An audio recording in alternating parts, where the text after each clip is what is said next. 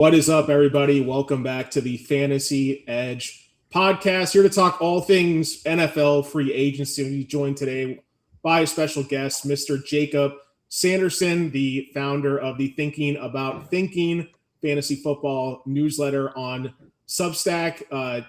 Jakob, appreciate you joining the show. There's been a lot of news, craziness today. I hope you, been following along with all the news that's going on and kind of just all the changes to rankings and different things like that.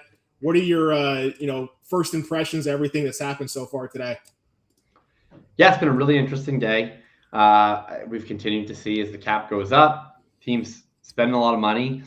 Probably my overall arching point, as it often is on free agency, is as I just think the teams that are doing the things that I like the most tend to be the teams that are utilizing their cap space on some of the more non-premium positions. And then what we see at the premium positions and from a fantasy lens, especially at the wide receiver position, I think we mostly see B+ players get A+ money, C+ players get B+ money, and frankly, even some replacement level starters get contracts that would be towards the top of the line at other positions. From a fantasy landscape perspective, I think it's been a pretty clean day. We've seen a few players that were rumored to go elsewhere stay with their original teams.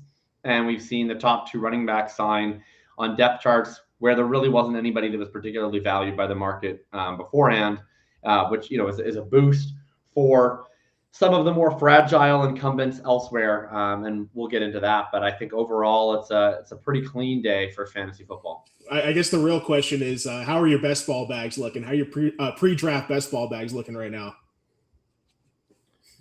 We just got another signing, by the way, live. The Steelers have just signed Rico Dowdle. Oh, wow. That's interesting. Yeah. Okay. No another Gainwell. Yeah. Yeah. So, it'll be a different role because Gainwell was playing, mostly third downs and pass catching stuff and then complementing on early downs.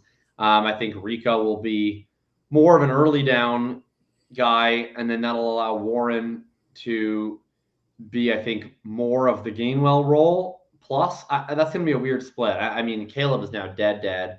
Probably already was. But I think it's annoying for Warren. It's also bad for Rico, I think. Yeah. That's a weird one. Yeah, that's an interesting signing right there for sure. Guess there's the Mike McCarthy connection, right? Because he had him in Dallas. Right. Yeah. We can kind of circle back and go position by position here. Like, was there just anything that just stood out? And you said it's kind of business as usual for fantasy. Any really surprises in your opinion today? I know a lot of people were saying that the Dolphins were out of contention for Malik Willis. And I guess it's no matter how much cap you technically have, you can really just spend all the money you want. That was kind of a surprise to me that he's going to Miami. Yeah, I was surprised that they were able to get him on that deal. I think that's a really good deal for them. If you had to ask me, will Malik Willis stick as a franchise quarterback? My guess would honestly be no. But I think that the way that they structured the deal makes a lot of sense. If it doesn't work out this year, they can get out of it next year without too much pain or hassle. And if it's a hit, they get 3 years locked in at that $22 million average annual value. So I think that's the key if you're going to be making bets in that lower tier at the quarterback position is if your bet succeeds, what is the payoff? And if it fails, what's the harm? And I think the Dolphins did a really nice job of making sure that the upside of this deal hitting is more significant than the downside of this deal failing. And so I applaud them for that. For fantasy, whatever offense he went to, I think was going to take a big hit. He himself is going to be a fantasy friendly option because he runs so effectively. But he, I believe, has a career high of 23 pass attempts in a football game. This is not a guy who's going to be conducive to supplying his wide receivers with fantasy value. I think it's a big loss for Jalen Waddle. I think it's a big loss for De'Von Achane as well. Yeah, I guess on the flip side, what are your thoughts about the impact on Arizona? Because they're sitting out here without a quarterback, and with Jacoby Brissett as their quarterback, could they draft a guy like Ty Simpson? I guess if we're drafting or dynasty best ball, if we've got Michael Wilson, Trey McBride, Marvin Harrison, we hope Jacoby Brissett's going to be the quarterback, and they just tank for 2026, right? Yes, it sounds like it's going to be Jacoby with Gardner Minshew as the backup. I mean, God, that is depressing. Lot of people.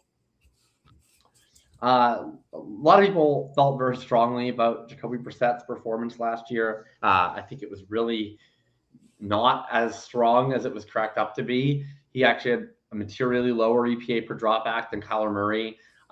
Really, what was friendly about it was the fantasy implications of just them falling behind by multiple touchdowns immediately in every game, and Jacoby Brissett leading this high volume passing attack in garbage time mode.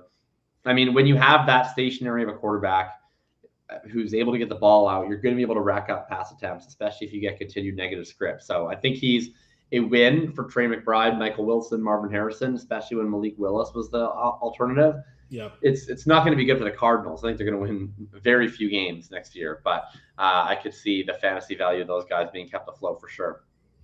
Where would you tentatively put Malik Willis in your 2026 quarterback rankings now that we know he's going to be? I know you said it's going to hurt Waddle, it's going to hurt Achane. I definitely agree with you there in the efficiency for sure, especially with Achane, right? Because I feel like Waddle didn't really have much consistent quarterback play, but I probably would have preferred Quinn Ewers to be throwing the ball to Waddle just for his fantasy purposes in 2026 for sure.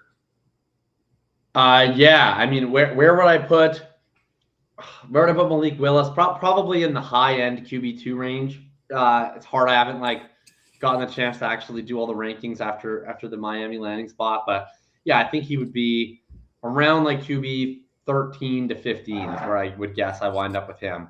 You do still need passing volume. You can't just get by on 23 attempts a game as a consistent fantasy option unless you're ripping off long touchdown runs every single week. So I think there's a cap, but he is going to be, I still think, a pretty strong value if he's able to keep the job. The one thing is, because there's not that much money invested after this year, because they still have Quinn Ewers on the roster, if he's a disaster, he could lose that job in the second half of the season. And that, I think, is in play. But he's a fun upside bet for sure. With all the free agency news going on this week and the impact on redraft for 2026, best ball, DFS, et cetera, talk about thinking in your Substack newsletter. What do you got going over there right now? Yeah, so I'll be writing up all the free agent signings. Probably I'll get published tomorrow. I might get something out tonight. But I had a post, sort of the pre-free agency preview, particularly at the running back position, where I went in depth on all these guys, and many of them have now signed. And so you might be able to already kind of predict my thoughts if you check that out. But yeah, I'll be writing up for the rest of the week posts on every fantasy eligible signing. I'll also have some larger takeaways about sort of the general NFL signings and the Max Crosby trade and stuff like that too. So it'll be a fun week in the lab for sure. And you're this is your foray into full-time fantasy. Talk about your transition from your previous career, now getting into this and being a full-time fantasy analyst. Yeah, I'd be happy to. So, I mean, it's kind of a long story. I started my first fantasy football podcast with Tom, and at that point it was called the Full Tilt Podcast. It's still the same show that we do now. It's called Dynasty Points over on the Fantasy Points Network. Just changed names and looks, and even our third co-host over the years. But we started doing that about 6 years ago, and that was right when I moved to BC for law school. I knew Tom originally from home in Winnipeg. Yeah, we just kind of did it as a way to keep in touch during COVID, honestly, and see what would happen from it. And then luckily I got on social media to promote the show, started gaining a little bit more of a following, and I wanted to write because I'd always written in different capacities. So started writing for various free websites, just, sent my stuff, in cold emailing people, hey, can I write for you? Can I get a byline? And then after I had that, I started sending the stuff that I'd written for them to sites that paid a little bit. And eventually I started the newsletter now 3 years ago, almost exactly 3 years ago, right when I graduated, or right when I was about to graduate. And I didn't know it would ever become what it was. I just wanted something where I was my own boss and would be able to publish when I was able to with, an upcoming rigorous schedule of being a full-time lawyer. So that was kind of what happened. And then people have just supported it in a way that I couldn't have anticipated, that I really, really appreciate. And it got to a level where I felt like it was plausible to make this a full-time career choice. And who knows, if that works out. But I wanted to give it a shot of chasing a bit of a dream here. And I love what I do. Love the lifestyle that it provides. And I think it's been, really fortunate for people that have supported me throughout, and hope I'm able to continue to make more and better content in this new era for the site. Yeah, absolutely, man. You're putting out great content already. If anyone's not familiar with Jacob, make sure to follow him on Twitter at Jakob Sanderson. That's Jakob. I know you put out a lot of very thoughtful, in-depth thinking, obviously thinking for someone who hasn't listened to Jacob before or read his content, someone who really challenges the group think that really can pop up in these fantasy analyst circles and conventional norms and everything like that. And I think you're like the unofficial president of the Jalen Hurts hater fan club out there as well. Is that correct? Yeah, I mean, some of it is half a bit, because I podcast a lot with Davis, who loves Jalen Hurts back from his Oklahoma days. But I do think he's limiting in what he brings to NFL offense in a pretty meaningful way. Yeah, I'm going to just go through and we'll finish up the quarterback talk. I know we talked about Malik Willis as well. For me personally, like I kind of went into free agency hoping he was going to go to Arizona, and the fact that they would just be getting blown out every game in 2026 with a terrible defense, and kind of like, hey, like he can put up a lot of junk time points just like we saw with Brissett, but it's not necessarily going to be fantasy friendly for the pass catchers. It's really just going to be about him. And I think with a guy like Malik Willis, he could wind up being, if all things go right, I mean, a top 5 fantasy quarterback overall, just given his rushing ability that you talked about as well. So, it's a little tricky with Miami, I guess. Like, I'm not really sure what to think of it. I had him at like around QB 10. So, like you mentioned, kind of high end QB 2, low end QB 1, maybe. I mean, I think the ceiling is absolutely there, but around guys like that are going to be much more efficient passers, like Caleb Williams, Matthew Stafford, Patrick Mahomes. Like, where is he going to rank with those guys? I think is going to be the real question. Or even like a guy like Jaden Daniels, who I feel like I'm kind of lower on. Maybe I just don't trust his ability to stay healthy. I think that a lot of people are going to be scared of that. So there definitely could be some ADP value getting Jaden Daniels going into 2026 for sure. But that's why I kind of see Malik Willis. Like, I don't think I'll ever rank him near the top 5, but I definitely feel like he has top 5 potential, even though it's going to be a ding to those pass catchers in Miami for sure. I just pulled up the free agency tracker on Establish the Run here real quick. And any thoughts on Tua Tagovailoa signing with the Falcons, Daniel Jones getting re-signed with the Colts? We kind of knew that was going to happen already. And anything else jumping off the board to you at quarterback so far in day 1 of free agency? Yeah, I think that was the biggest one, is just where was Malik Willis going to go, because it is such a specific offense that you end up running with Malik Willis. And so him going to Miami, I think, is probably the most meaningful. And similarly, really valued pieces like a Trey McBride, Michael Wilson, Marvin Harrison that end up dodging that bullet. I think that the Tua one is interesting. They have now, I think, the only 2 lefty plausible starters in the NFL on the same team now, right? I don't know if that has something to do with it or just a funny coincidence, but I think Tua has become, it's funny. I mean, I would say that I've spent most of my time in this industry as being a very skeptical person of Tua throughout most of his Dolphins career. I would say that I probably have changed my view of him far less than the majority of the public over the last couple of years. I think he's fine, and I think he's probably a better quarterback than Michael Penix, honestly. And as a Colts fan, that was one of the options I was pretty interested in signing for the league minimum instead of re-upping Daniel Jones. So I think he's probably the week 1 starter. Frankly, if Michael Penix is healthy or not, would be my guess. Do I think he plays all 17 games? I don't know. I could see him potentially struggling, and then they flip back to Penix, but I think he has a chance at it. And I'd probably be pretty curious of drafting him, especially any super flex format. I think would be a nice value. In Dynasty, if you can get him cheaply, I think he's an interesting target. It's not a bad situation there with Drake London and Bijan Robinson, Kyle Pitts, and Kevin Stefanski. So it'll be interesting to see how that goes.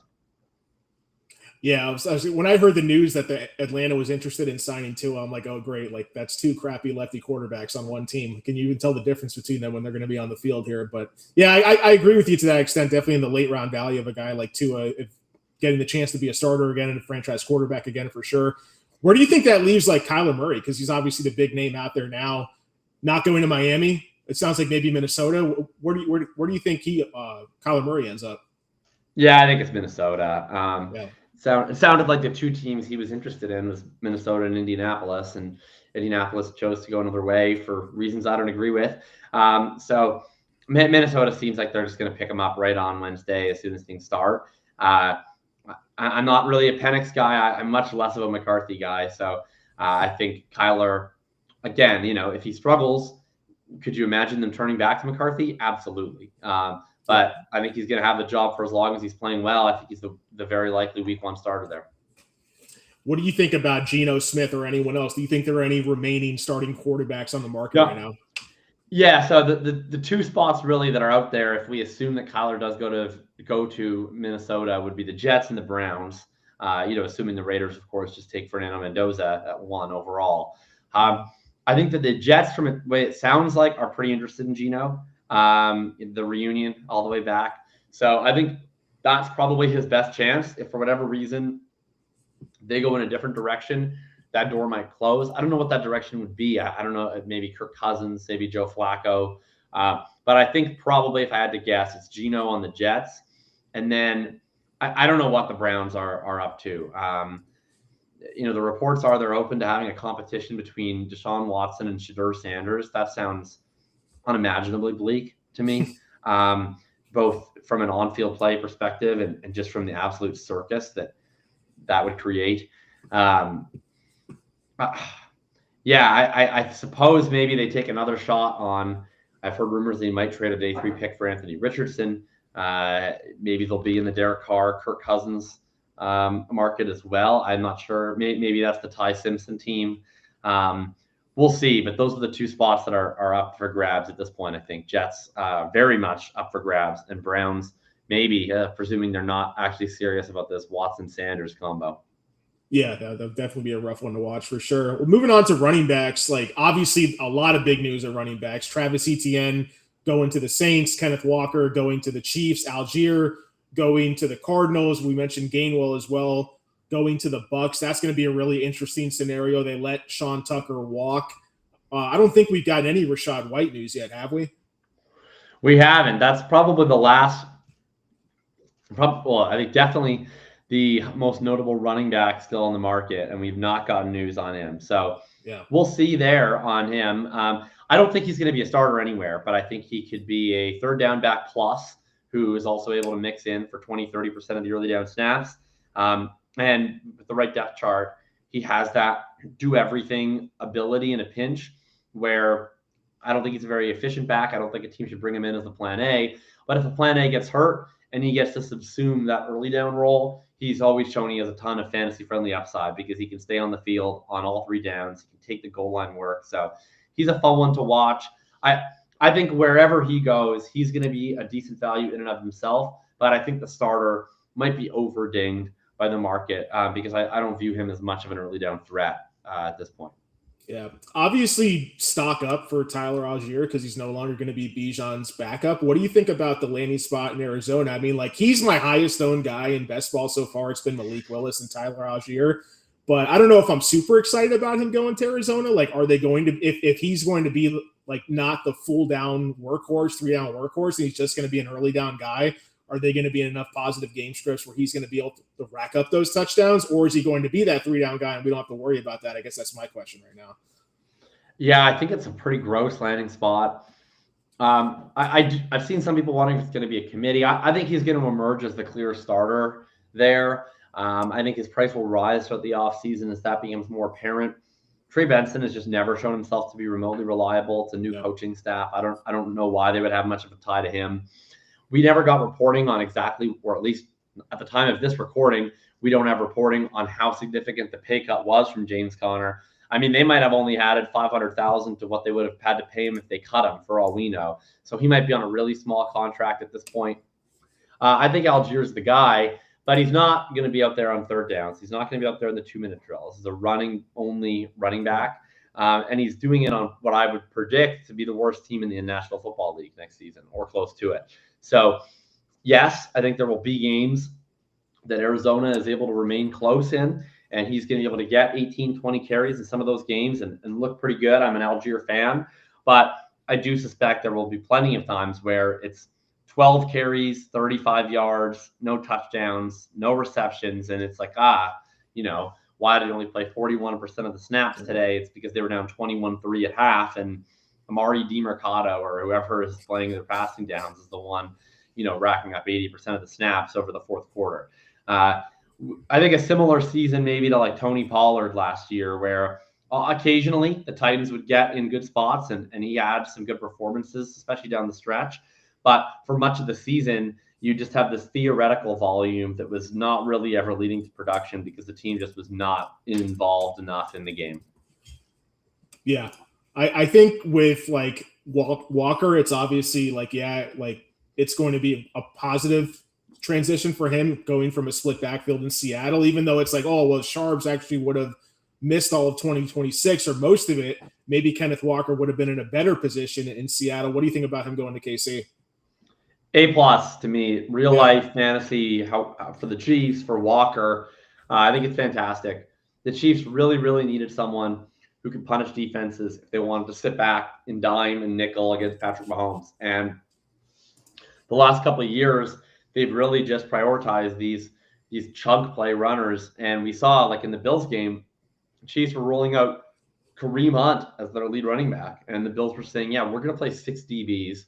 And if you run for 6 yards to carry on us with Kareem Hunt, that's fine because we know he can't actually break our backs. If you're consistent, if you're happy to just live in 1st and 10, into 2nd and 5, into 3rd and 2, every single series, that's fine because at some point you're going to commit a holding penalty, you're going to have a drop, you're going to have a fumble, you're going to have something trick you up, and that's preferable to having to match with base and letting Patrick Mahomes pick us apart. So Chiefs needed somebody to either force defenses to change how they play, or at the very least, who could severely punish defenses for sitting in 6-7 DB formations. And I think that they did that. Ken Walker, you can quibble with, whether the vision is consistent, whether the decision-making in terms of when he's going to go for the home run and when he's going to take what's blocked. If you want to criticize that, you can.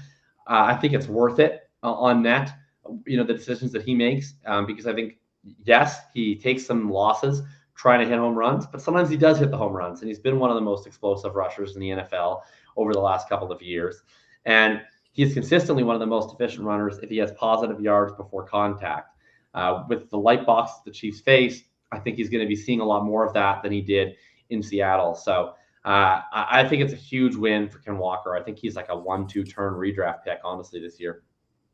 Yeah, before free agency, the ECR and him on Fantasy Pros was RB 17 going into 2026. I had him at RB 14, 3 spots above that, like in a tier where it's like, who are you willing to move him up? I guess kind of spitballing here for you, in your opinion, Jacob. Like, because CMC's 5, James Cook 6, Hampton 7. Then you have Derrick Henry, Saquon Barkley, Josh Jacobs, Ashton Genty, Chase Brown. Are you willing to move? I'm assuming you're willing to move Walker over Brown. What about any of the other guys I just mentioned? Yeah, I mean, to be honest, some of these ranks are a bit out of date. I'll be messing with this, but yeah, I think Walker will ultimately be like, if I was going right off the top today, I think Walker would be certainly in the RB 6 to 10 range. But I'm trying to think on the fly, like I'll have best ball rankings updated, if not tonight, tomorrow after these free agent signings. And I would definitively take, Bijan, Gibbs, McCaffrey over him. But I think he's in the same tier as like James Cook, De'Von Achane, Genty, Hampton, Taylor. Like that's kind of a group where I think he belongs in RB4 through RB10 or so. And you have best ball rankings and dynasty both at the Thinking About Thinking Substack. Is that correct? That's true. Yeah. Okay. And I'll have and I'll have both with a fresh update tomorrow, Tuesday, March 10th, whenever you're listening to this, in reflection of the free agency moves that happened today. Okay. Flash a little QR code up on the screen with Jacob's link to his Substack there as well. I'm a little torn on Etienne. I'm not really sure what to think about that right now. Now, do you see it positive or negative for Travis Etienne going to New Orleans? Yeah, I mean, I think it's a nice landing spot for him. I'm not as enthused about this one from a real life standpoint. I wrote up the free agency running back preview a while ago. I came away a little lower on Etienne. A lot of the advanced metrics for him just don't tend to check out, and they tend to decline over the course of a season. So I think you're paying a bit more for volume-based production if you're the Saints than for efficiency. But from a fantasy-specific lens, the volume is what matters. And Etienne got the bag. He's good enough to start for sure. And it's going to be a really weak depth chart there. Also goes to a Kellen Moore offense that's gotten a lot out of the running back position pretty much every stop that he's been when he's had reasonable talent. They're always a high play volume team, which helps everyone involved. And there's no one that I'm not afraid of on the rest of this depth chart. So I think Etienne comes in as a low-end RB1, high-end RB2. I think of him somewhat similarly to Josh Jacobs, where, is the super high-end efficiency there? No. Is he going to get a lot of touches? Yes. Is he going to get all of the high-value touches? Pretty much yes. So I think he would fit in just fine in round 3 of drafts, I think, going forward. Yeah, I think the Kellen Moore factor is definitely a plus. I guess the negative is the amount that Tyler Shuck runs the ball. And is he going to throw to the running backs as much as we had the college connection teammates with Trevor Lawrence and Travis Etienne? So I think maybe they balance each other out. He's kind of in the same range as he was going into last season, even though he obviously overachieved in 2025 as well. Do you think guys like Devin Neal, Kendre Miller, do you think they're worth like super late round best ball dart throws at this point, or it's too muddy because what's going to happen with Kamara at the same time as well? Yeah, I mean, I'm not that concerned about these guys for him, and I'd have a hard time targeting them. Kamara sounds like he's going to probably be retiring. I think one of Neal, Miller, and Estime winds up winning the backup job. I'd probably bet on Devin Neal, but I wouldn't be very confident about it. And I think it'll be a very distant number 2 job. So this is a spot where I'd probably just ignore for now. And then as we get beat reports in July and August throughout camp that one of these guys is taking the reins and is going to be the clear RB2, that's when I would start mixing them in. But for now, I doubt that I'll spend much of my time drafting Saints running backs that aren't Travis Etienne Jr. Yeah, we mentioned the Steelers swapping, letting Kenneth Gainwell walk, signing Rico Dowdle. I always thought, hey, if Kenneth Gainwell is not going back to Aaron Rodgers, it's going to be a downgrade heading into 2026. But this kind of seems like an interesting landing spot now. No Rachaad White, no Sean Tucker. If it's just going to be potentially injury-prone Bucky Irving here with Kenneth Gainwell, could he get kind of like that young to mid-career shot to maybe be an established back for maybe a high-potent offense here in Tampa Bay? Yeah, I mean, I think he's still going to be a good ways behind Bucky Irving. I would view Gainwell as basically coming into the Rachaad White role for them.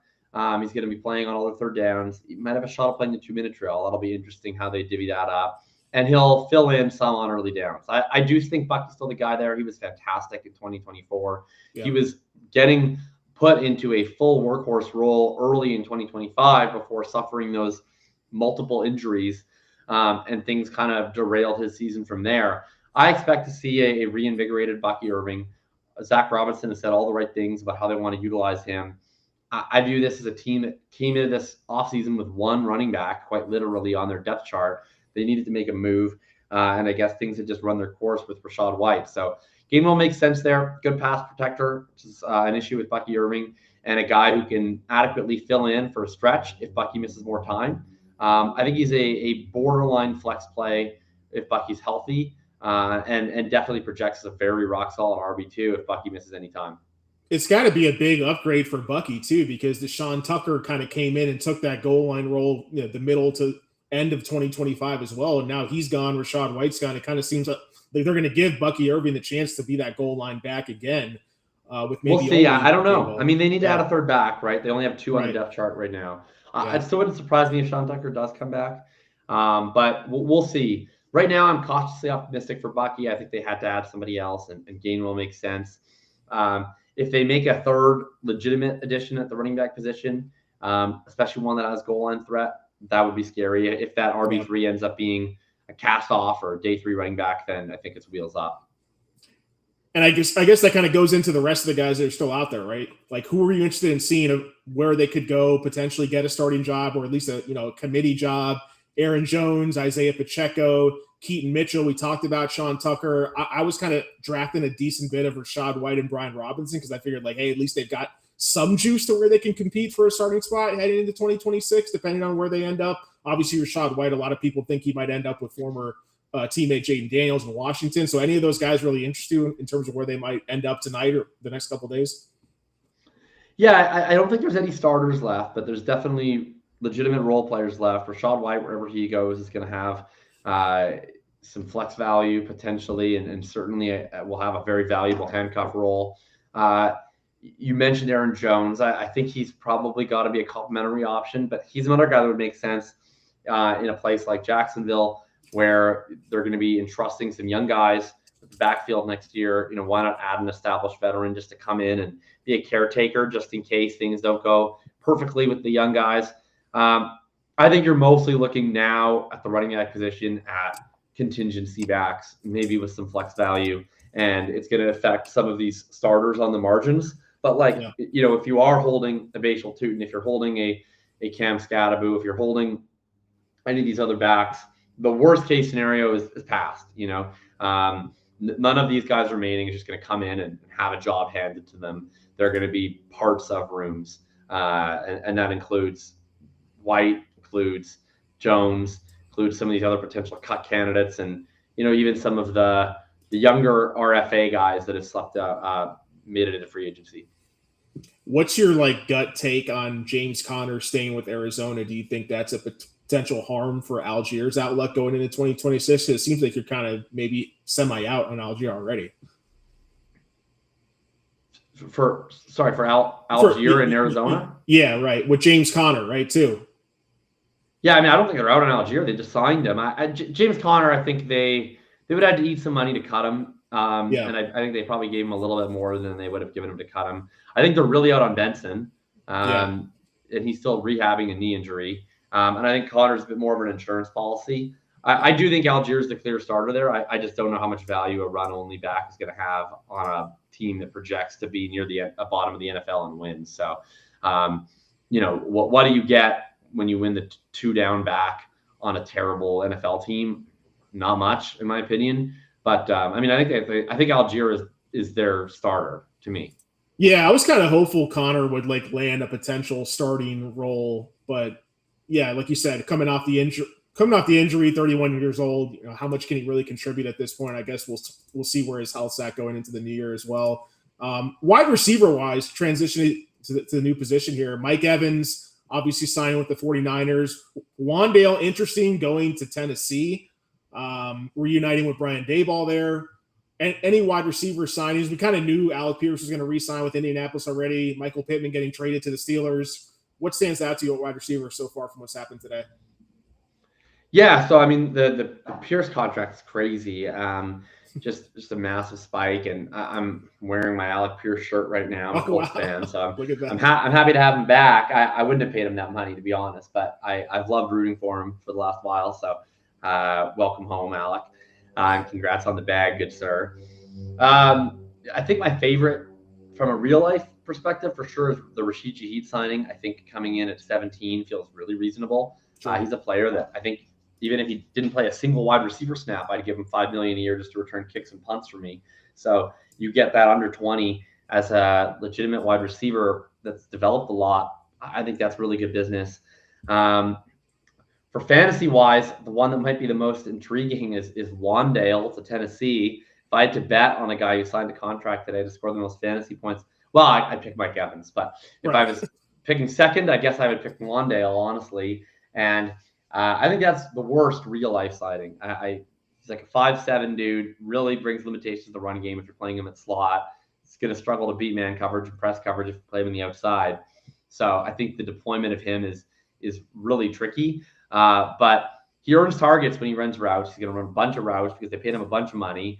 And we've seen Cam Ward have a fit with guys like this, with Xavier Restrepo, and they don't have anyone else on the roster who's a proven pass catcher at all. So he might see his third straight 140 target season and just get absolutely fed with a $78 million contract that really, really blows my mind. But I think it's a fun fantasy one. Yeah, I'm wondering, in that slot role now, does Chimere Dike just completely disappear at this point, or? Yeah. Okay. It's just that simple. I kind of tend to agree. Yeah. I don't think any of these other Titans receivers are worth anyone's time at this point. Amunar, I guess, is complimentary to Wan'Dale, but Him and DK had a lot of chances last year and didn't show much. So I'm not very optimistic on them. We'll see what they do with the rest of the room. They still need probably 2 more wide receiver starters, in my opinion, on both the outside positions. So I think they still have a ways to go with the position.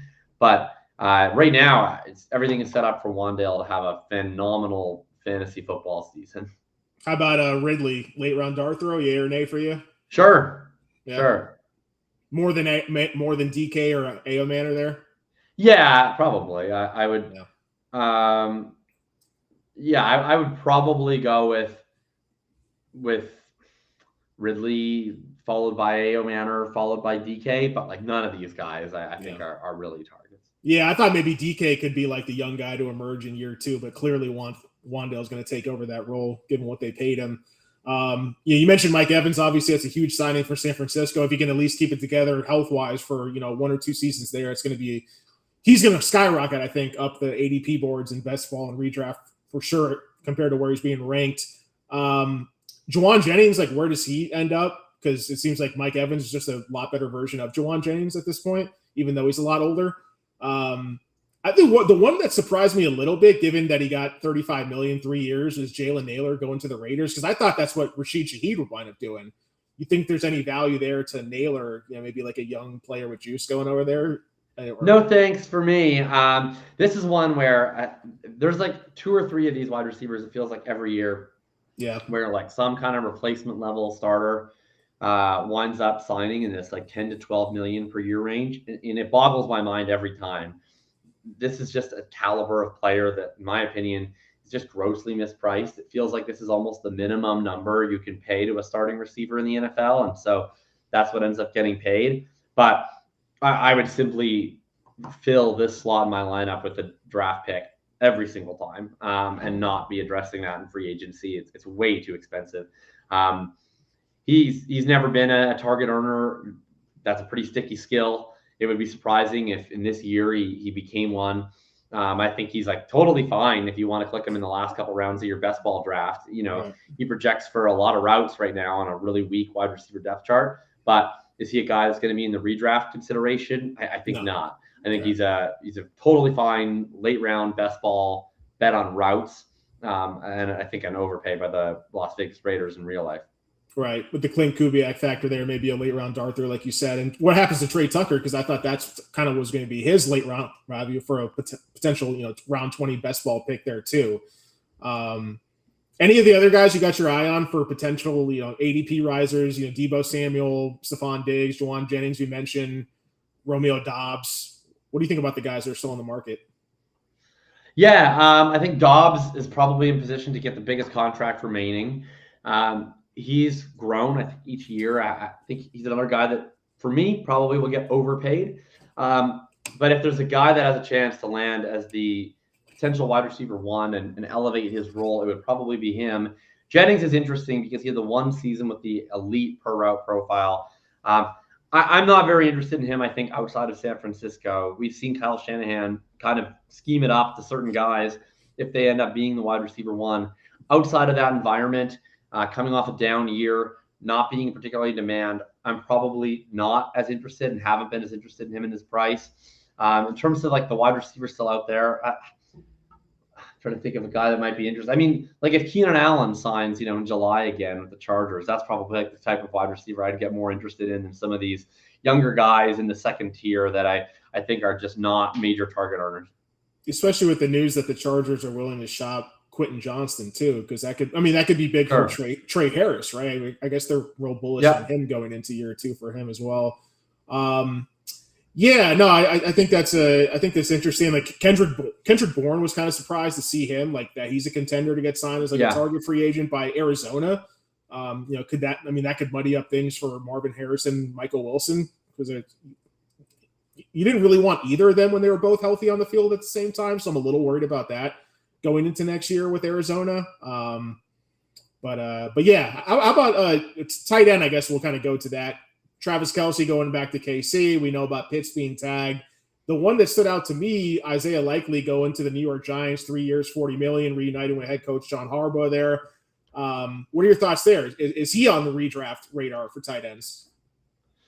Yeah, he is. I think he might get drafted higher than I'm willing to take him because I think there is a cap on just how many routes Isaiah Likely can run with his blocking limitations. I still think early downs, if you're in 11 personnel, you want Theo Johnson blocking in line, not Isaiah Likely. So I think Likely's role will mostly be as the passing down 11 personnel tight end and otherwise the 12 personnel tight end. Now they'll play a lot more 12 this year because they just lost their slot wide receiver, Wan'Dale Robinson, and they paid Likely a bunch of money. So I view him more as a Wan'Dale replacement, frankly, within the math of their offense. I think he winds up probably in the 70 to 75% routes range, but not quite in that 80 to 90 range. And he's been efficient consistently as a player. He's not consistently drawn targets. I think he's a guy that, for me, would be like a high-end tight end 2 in fantasy. Maybe, with enough touchdown luck, could get into that low-end tight end 1 sphere. Probably not going to be, amped to chase him all the way up. That maybe some will if they're assuming him as a completely full-time tight end. But I think he'll run the most routes he's ever ran in his career very easily and hard not to like the fit with Jackson Dart. Would you rather have him over Theo straight up? Because I think a lot of people. Oh, yeah, by a lot. Yeah, okay. By a lot. Okay. I've never been a Theo guy at all, in fairness. Like I could not have less interest. But I do think he's going to play a lot of snaps on running downs this year. But for fantasy, I think he's off the radar. Yeah, it's interesting right there. How about guys like David Njoku, Dallas Goedert, Cade Otton? Sounds like he's going back to Tampa Bay. Yeah, Cade Otton's back in Tampa. Yeah. I mean, Cade Otton is another example. Like I'm trying to phrase a lot of these in terms of the fantasy versus the reality. I mean, Cade Otton's never been a fantasy stud outside of when everybody's hurt, right? He is what he is. But like, he's a way better real life player than Isaiah Likely, in my opinion. He's a guy that you just put him on the line at tight end and I should say, too, when I said I've never been a Theo guy, I've never been a Theo guy in fantasy. I think he's also a better real-life player than Isaiah Likely. But Cade is a guy that you can just live in 11 personnel and have him be your tight end, and he can do enough as a receiving threat that you can't totally ignore him, and he adds a blocking element. And you don't have to start tinkering with how you run your offense to curate around your third most important receiving option. So I love the value that Tampa Bay got for him. I mean, he got like $2 million more than like Charlie Kolar per year, who's only there to block, right? And he gets less than Isaiah Likely, who's only there to catch, but he catches and he blocks. So, when you start doing the math on this, it's like $10 million for a guy who does everything required at the position is a steal when you're paying the same for blockers only and you're paying more for receivers only. Goddard, I think, is the best fantasy option tight end available, and period. Quite frankly, if he's actually healthy, I think he would even have more juice than Likely in the receiving game. I'm fascinated to see where he goes. I'm hopeful that the Bengals maybe go out and do something and take the tight end position seriously. I think he would be a smash there. I think he'd be a smash a lot of places. I don't know how much juice he has left. He's older, had a lot of injuries, but he's been a guy that's eclipsed over 2 yards per route run a lot in his career. And he's been trapped in low volume passing offenses with high end target owners beside him. I think there's more meat on the bone. If he lands in a good spot and he stays healthy, I could be so bullish. I think he could be a top 5 tight end this year.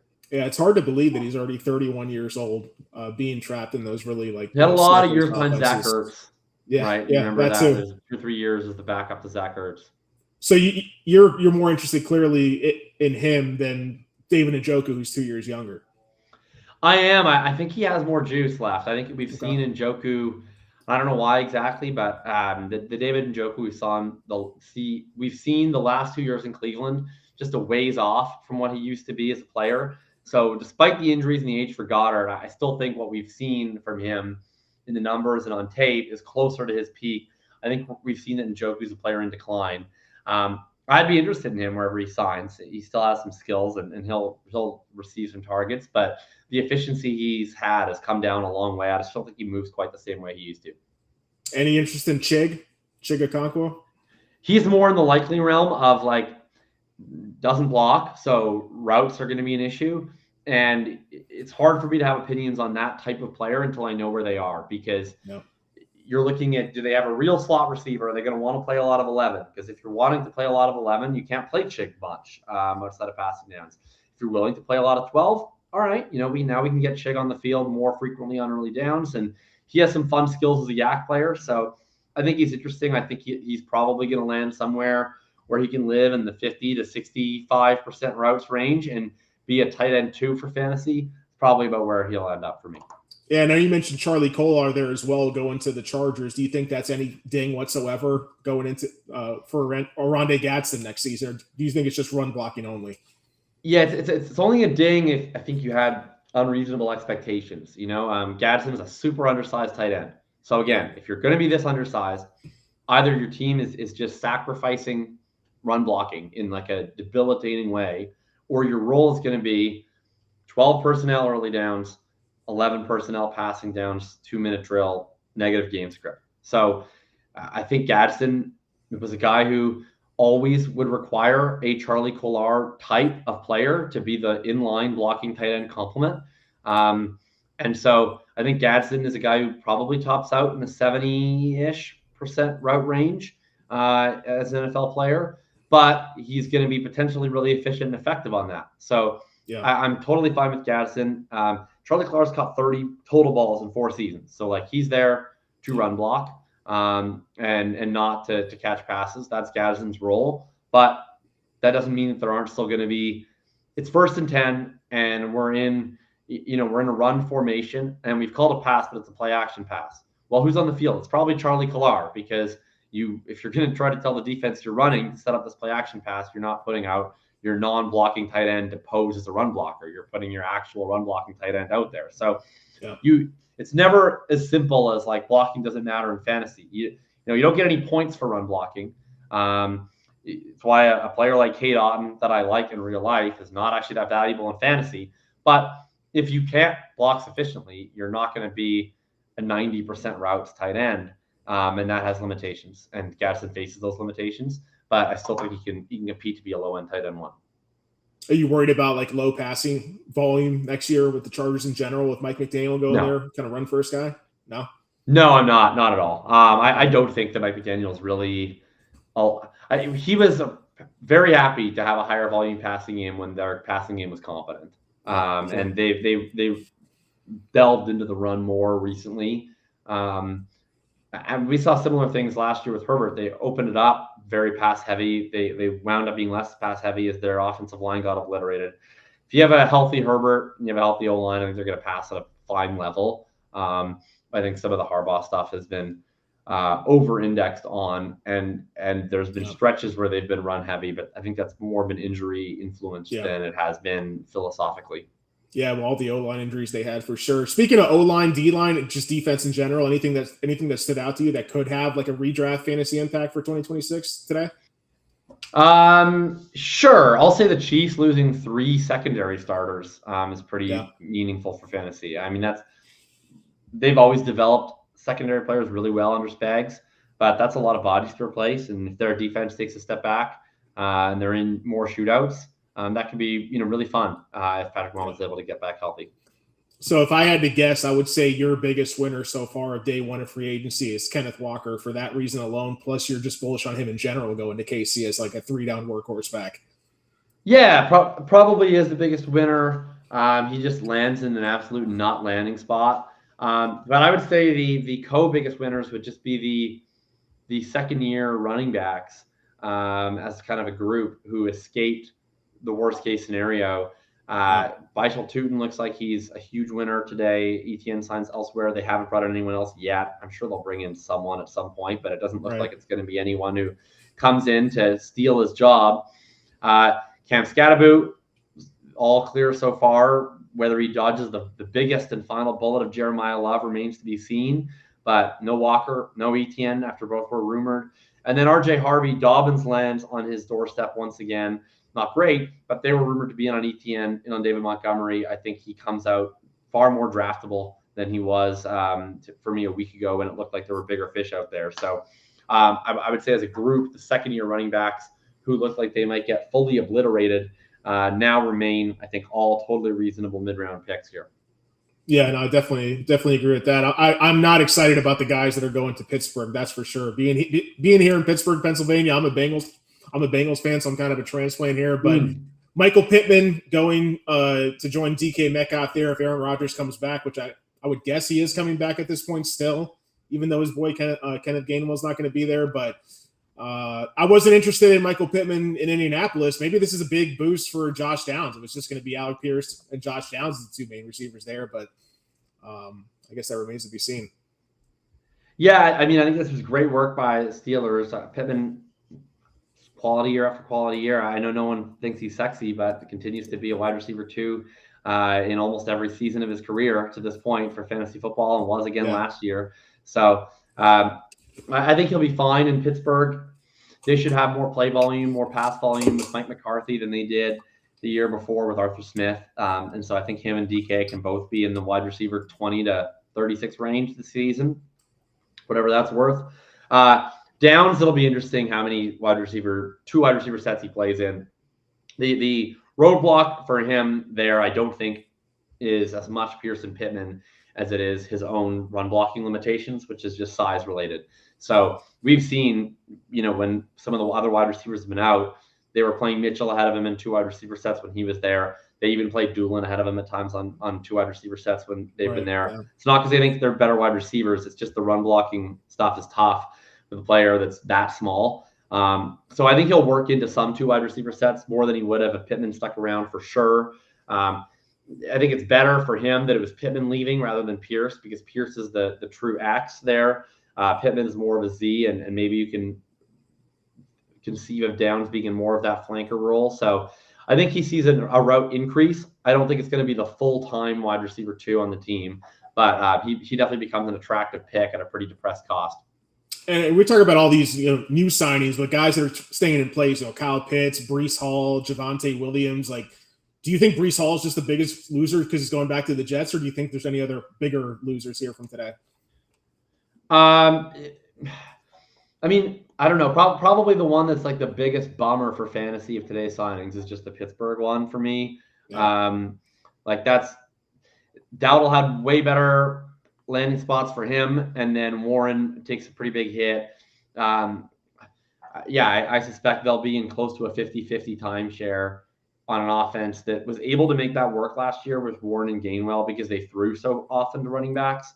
But they had Pittman now, and it's Mike McCarthy. It's not Arthur Smith. I think that their running back expected fantasy points as a team is going to go down a lot. And I thought that might be fine because Warren would take on much more of the work.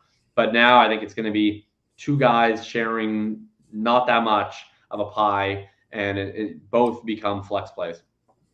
Yeah, it's like they tried out Jaylen Warren for 1 year in that early down role, and we all wanted it for so long when Najee Harris was there. And oh, no, we don't want that anymore. We're going right back to him as the third down back. Or maybe they just split 50-50 and they're both mixed in on passing down. So I think it's more like that. Jaylen Warren, yeah. So it's I'm definitely a little disappointed on both those guys heading into 2026 after today for sure.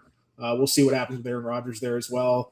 All right, man. Well, I really appreciate you coming on and running down all these positions with me. As you can see here, if you're listening or watching, Jacob's got a ton of great information and insights to pull from. Just what can we expect from Thinking About Thinking and any other podcasts you're going to be hopping on just throughout the offseason? Yeah, I'll write up all these signings in the next couple of days, hop on Thinking About Thinking. And then once we're through the free agency rush this week, I'll start dropping my rookie analysis pieces in the lead up to the NFL draft. So that'll be basically after this week, every week from the following one on, we'll have an article up on one of the positions: running back, wide receiver, tight end, quarterback. So excited for that. We'll continue to update the best ball rankings, the dynasty rankings as there are more signings or trades or anything else. And yeah, excited to get all the lead up into draft season. Thanks for having me on. Yeah, you also have content on Fantasy Points. Are you still writing for there too? I don't write there, but I podcast there. So you can catch me twice a week. We have an every week show on Fantasy Points, which is Dynasty Points. That's myself, Ryan Heath, Tom Tipple, Lucas Gilbert. And then we're also doing a crossover series right now. So myself and Ryan Heath with Theo Greminger, we do a shorter 20-minute or so episode every week as well. It's also in the Fantasy Points feed. And then you can find me on ADP Chasing as well, which is the Ship Chasing channel every Tuesday night. Sounds good, man. Make sure to check Jacob out at Jakob Sanderson on Twitter. That's Jakob. Jacob, appreciate you hopping on and hopefully I'll talk to you soon, man.